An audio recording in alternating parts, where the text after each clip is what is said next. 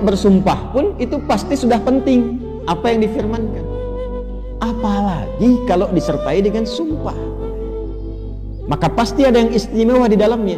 Jadi kalau kita menemukan ayat dalam Al-Quran diawali dengan sumpah, ini menunjukkan pesan yang disampaikan di ayat itu tidak biasa, ada yang sangat penting, berbeda dengan pesan-pesan yang lainnya. Baik. Wal fajr. Ciri sumpah pertama itu kalau ada di awal ayat. Ini secara umum ya. Dibuka dengan huruf waw. Ujung kalimatnya itu harakatnya kasrah. Sudah? Misal waw ketemu satu kalimat ujungnya kasrah. Wal fajri wal laili wasyamsi wadhuha. Jadi setelah waw ada kalimat ujungnya kasrah. Nah itu diartikan wawunya sumpah. Qasam namanya, wawil qasam. Kalau sudah dibuka dengan seperti ini, artinya informasi yang disampaikan setelah huruf waw itu penting, tidak biasa. Wal fajr, aku bersumpah demi waktu fajar. Ada beberapa pendapat dari kalangan ulama tentang fajar yang dimaksudkan di ayat ini. Jadi di sini Allah bersumpah dengan 5 hal. Ada 5 sumpah. Aqsamun khamsah, kata para ulama, terdapat 5 sumpah di dalamnya. 1 wal fajar, demi waktu fajar. 2 walayalin ashar, dan 10 malam yang istimewa. 3 wasyaf'i, wasyaf'i, demi waktu genap. Kemudian 4 wal watr. 5 wal laili idza yasar. Ada 5 di sini disebutkan, menunjukkan ada 5 yang istimewa. Saking istimewanya dibuka oleh Allah Subhanahu wa taala dengan sumpah. Baik. 1 fajar. Secara cepat saja. Para ulama setidaknya menyebutkan secara umum ada 2 pemaknaan di kata fajar di sini. Yang pertama yang dimaksudkan setiap waktu fajar. Itu penting. Setiap waktu fajar, dalam setiap hari. Jadi ada satu yang istimewa, waktunya di waktu fajar dari sekian perubahan waktu yang kita alami dalam sehari. Kan dari fajar nanti muncul ke pagi, pagi ke siang, siang ke sore, sore ke maghrib, maghrib ke malam kan? Nah dari perputaran waktu itu, di antara sekian banyak waktu, fajar itu istimewa. Karena itu Allah panggil kita untuk bisa menunaikan sholat di waktu fajar. Ya, hakikatnya bukan hanya sholatnya. Ada waktu-waktu yang hanya dalam fajar itu yang nggak ditemukan keistimewaannya di waktu yang lain.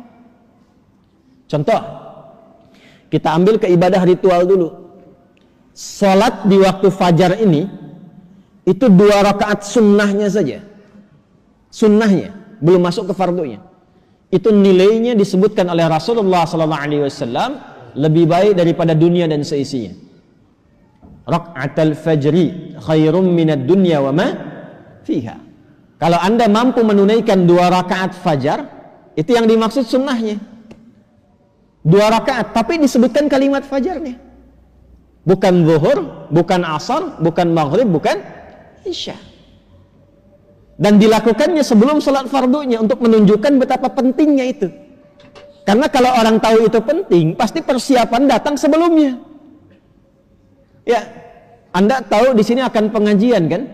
Subuh kan? Subuhnya misalnya jam 4.35. Anda menjadikan pengajian itu sebagai hal yang prioritas. Kalau waktunya 4.35, datangnya jam berapa? Ada yang nginap, ada yang itikaf. Karena menjadikan itu penting. Kalau tak penting mungkin diabaikan. Nah Allah menyatakan fajar itu penting. Jangan tinggal. Bahkan saking pentingnya, ada di antara hamba-hamba Allah yang menyiapkan waktu fajar itu bangun dari sebelumnya sampai warming up dulu. Pemanasan supaya subuhnya itu, fajarnya itu bisa optimal.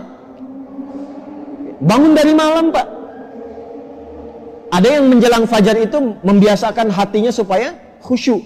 Sehingga saat sholat di waktu fajar sudah terkoneksi kepada Allah dengan baik. Cara menyiapkannya dengan istighfar. Waktu singkat menjelang fajar itu disebut sahar namanya. Jamaknya disebut ashar. Ada orang-orang yang kalau sudah tiba waktu ini, dia banyak istighfar.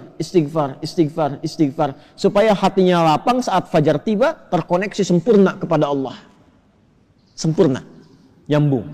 Itu ada di Quran surah ke-51 ayat 18. Wabil ashari hum yastaghfirun.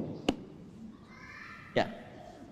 Kalau ingin dikuatkan kesabaran, ingin diberikan rizki sehingga bisa sering infak, ya.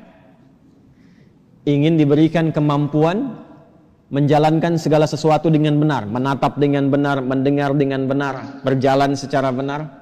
Itu diantara amalannya, rajin istighfar di waktu sahar menjelang fajar. Dah, ini ijazahnya langsung dari Al-Quran. Surah ketiga Ali Imran di ayat ke-17. As-sabirina was-sadiqina wal-qanitina wal-munfiqina wal-mustaghfirina bil ashar. Ya. Quran surah ketiga Ali Imran ayat 17. Paling kiri sebelah atas tuh. Itu di situ istighfar di waktu sahar itu disamakan dengan 4 amalan tadi.